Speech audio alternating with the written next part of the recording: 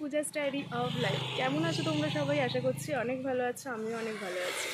তো দেখে বুঝতেই পারছো আমরা রেডি হয়ে কোথাও যাচ্ছি। আসলে আমরা কোথায় যাচ্ছি সেটা যেতে যেতে শেয়ার করছি। এখন ঘড়িতে বাজে হচ্ছে ঠিক 9:30 আর আমরা বেরিয়ে পড়েছি ওয়ান ডে ট্রিপের জন্য। এখন আমরা তমলুকে যাব, আর তমলুকে আমি ফার্স্ট টাইম যাচ্ছি। চলে এসেছি এখন কোলাঘাটে। কোলাঘাট ব্রিজ দেখা যাচ্ছে, দেখেই বুঝতে পারছো। যাই হোক, আজকে আমরা তমলুকে যাব। তমলুকে কি কি দেখার আছে সেটা সবটা তোমাদের সাথে এই ভিডিওতে আমি শেয়ার করব। তো এখন আমরা প্রায় 1 ঘন্টা বাইক জার্নি করে চলে এসেছি কোলাঘাটে। আর এখান থেকে আমার ইচ্ছে হলো একটু কফি খাই, তো আমি নিয়ে নিয়েছি কফি। চা আমি খাই না, তাই আমি কফিটাই বেশি পছন্দ করি। তো চলো কফিটা খেয়ে নেওয়া যাক। এই যে সামনে দাঁড়িয়ে আছেন মশাই। তো ফাইনালি আমরা কফি টফি খেয়ে বেরিয়ে পড়েছি আবার তমলুকের উদ্দেশ্যে। শুনেছি তমলুক জায়গাটা খুব সুন্দর, আর সেটাই তোমাদের আজকে দেখাবো, আর আমি নিজেও আজকে ফার্স্ট টাইম দেখবো। তো ঠিক উল্টো দিকটায় ছিল হচ্ছে দীঘা যাবার রাস্তা, আর আমরা অপোজিট দিকটা নিয়ে নিলাম। এই দিকে আছে তমলুকের মানে যা যা দেখার জায়গা আছে এই দিকেই আছে। তো চলো এইদিকে। ফাইনালি আমরা তমলুক পৌঁছে গেছি, আর তমলুকে এসে আমাদের ফার্স্ট ডেস্টিনেশনে চলে এসেছি, তমলুক রাজবাড়ি। তো প্রথমেই আমরা চলে এসেছি হচ্ছে তমলুক রাজবাড়িতে। এই হচ্ছে তমলুক রাজবাড়ি, যেটা তোমাদের কিছুক্ষণ আগেই দেখালাম। মানে দীঘার দিকে যে রাস্তাটা যাচ্ছে তারপর অপোজিট দিকে যে রাস্তাটা এলাম সেই দিকেই আছে। এই প্রথমেই তমলুক রাজবাড়িটা পড়বে। তো চলো যাওয়া যাক। তমলুক ভারতের পশ্চিমবঙ্গ রাজ্যের পূর্ব মেদিনীপুর জেলার একটি সদর শহর ও পৌরসভা এলাকা। শহরটি রূপনারায়ণ নদীর তীরে অবস্থিত। তো এখন তোমাদের সাথে শেয়ার করব। দেখতেই পাচ্ছ এখন আমরা এসেছি তমলুক রাজবাড়িতে, আর এই রাজবাড়ি সম্পর্কীয় কিছু তথ্য তোমাদের সাথে শেয়ার করতে চাইব। মহাভারতের যুদ্ধ থেকে ভারতের স্বাধীনতা সংগ্রাম সবেতেই নিজের স্বতন্ত্র ভূমিকা পালন করেছে তাম্রলিপ্ত রাজবাড়ি বা তমলুক রাজবাড়ি। স্বাধীনতা আন্দোলনের অন্যতম পীঠস্থান তমলুক রাজবাড়ি, যার অলিন্দে নেতাজি সুভাষচন্দ্র বসু সভা করে গেছেন। ব্রিটিশ বিরোধী আন্দোলনের ভূমিকায় তমলুক রাজবাড়ি এক প্রবাহমান ইতিহাসের সাক্ষী।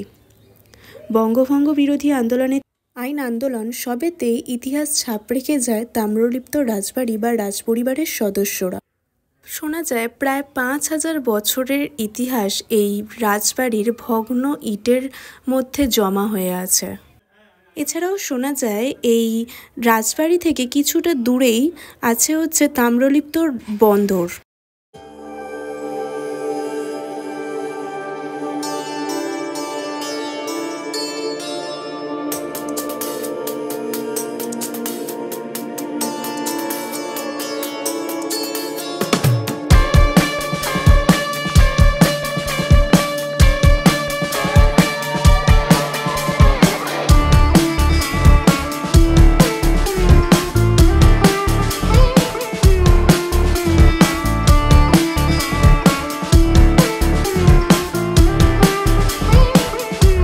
রাজবাড়ির ঠিক পাশ দিয়েই যে রাস্তাটা, সেখান দিয়ে গেলেই সামনেই দেখতে পাবে এই মন্দিরটা, রাধা মাধবের জিও মন্দির।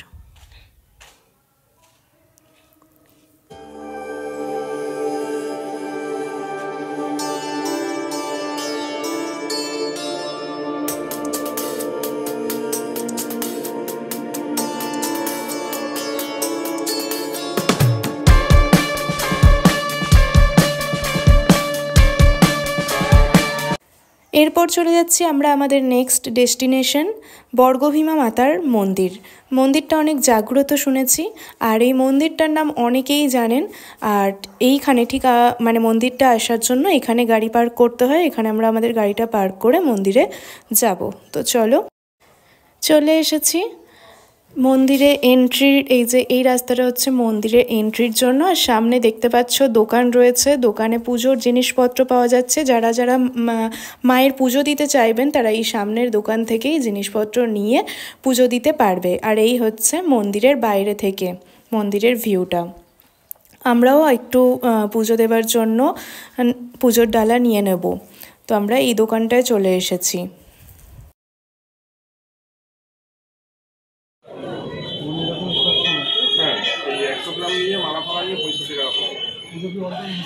দুটো বন্ধ হবে, দুটো থেকে 3টে পর্যন্ত বন্ধ থাকে, তারপরে আবার 3টে থেকে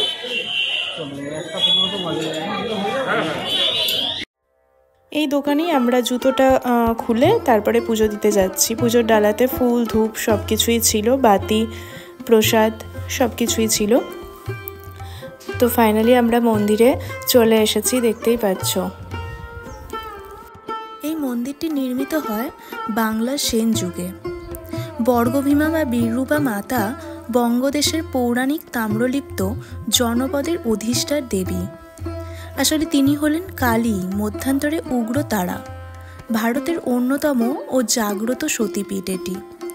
পীঠ নির্ণায়ক তথ্য অনুযায়ী এটি 51তম পীঠের প্রথম পীঠ আর কি। পুজো দেবার জন্য বা মায়ের দর্শনের জন্য লাইনে দাঁড়াতে হয়, তো আমি তাই দাঁড়িয়েছিলাম। তো আস্তে আস্তে লাইনটা মন্দিরের ভেতরে প্রবেশ হচ্ছে, দেখতেই পাচ্ছ। আমি বেশিটা হয়তো দেখাতে পারবো না, জাস্ট দূর থেকেই মায়ের মূর্তিটা দেখাতে পারছি আর কি।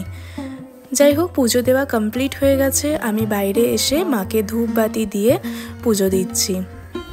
শুনেছি এখানকার স্থানীয় বাসিন্দারা যে কোনো পুজোর আগে মা বর্গভীমার পুজো দিয়ে থাকেন। পূর্ব মেদিনীপুর জেলা সদর ঐতিহাসিক শহর তাম্রলিপ্ত বা তমলুকের আজও মধ্যমণি মা বর্গভীমা। কয়েক হাজার বছর ধরে শক্তিস্বরূপিণী আদ্যাশক্তি মোহমায়া রূপে দেবী বর্গভীমার আরাধনা চলে আসছে। মতান্তরে তিনি ভীমরূপা বা ভৈরব কপালী নামেও পরিচিত। অতীতের প্রায় সব কিছুই ধ্বংসের মুখে চলে গেলেও স্বমহিমায় আজও মাথা উঁচু করে দাঁড়িয়ে এই সুবিশাল মন্দির। কালী পূজায় এই মন্দিরে বিশেষ পুজোর আয়োজন করা হয়। পুজো দেবার পরে এখানে প্রসাদও আপনারা গ্রহণ করতে পারেন। তার জন্য ঠিক আগের দিন রাত 9টার মধ্যে এখানে টিকিট কাটতে হয়। আর প্রত্যেক জনের জন প্রতি 110 টাকা করে টিকিট হয়, যেটা আগের দিন কাটতে হয়, দিনের দিন এসে পাওয়া যায় না। যেহেতু আমরা টিকিট কাটিনি আগের দিন, তাই আমরা এখানে ইচ্ছে থাকলেও প্রসাদ গ্রহণ করতে পারিনি। যাই হোক, এখানে যে প্রসাদ গ্রহণ হয় তার এই জায়গাটায় হয়ে থাকে। 2 রকমের ব্যবস্থা থাকে, আপনারা এখানে বসেও প্রসাদ গ্রহণ করতে পারেন, আবার চাইলে বাড়িতেও নিয়ে চলে যেতে পারেন। তার জন্য জায়গা আনতে হবে।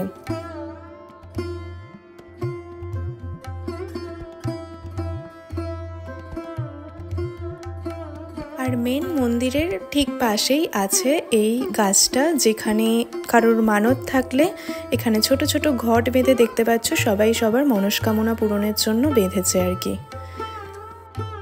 এরপর আমরা মন্দির থেকে বেরিয়ে, যেহেতু মন্দিরে প্রসাদ গ্রহণ করিনি, তারপর চলে এসেছি বাইরে এই ফুড প্লাজা রেস্টুরেন্টে। মন্দির থেকে বেরিয়েই ডান দিকে কিছুটা এলেই এই রেস্টুরেন্ট, আর এখান থেকেই আমরা আমাদের লাঞ্চটা কমপ্লিট করে নেব।